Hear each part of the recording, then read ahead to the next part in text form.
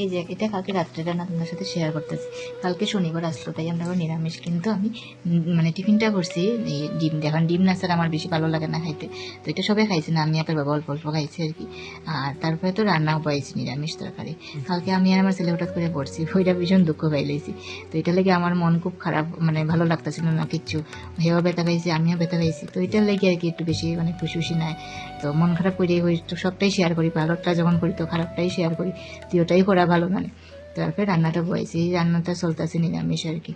তারপরে তো সবাই খাওয়া দাওয়া হইব রাত্রেবেলা।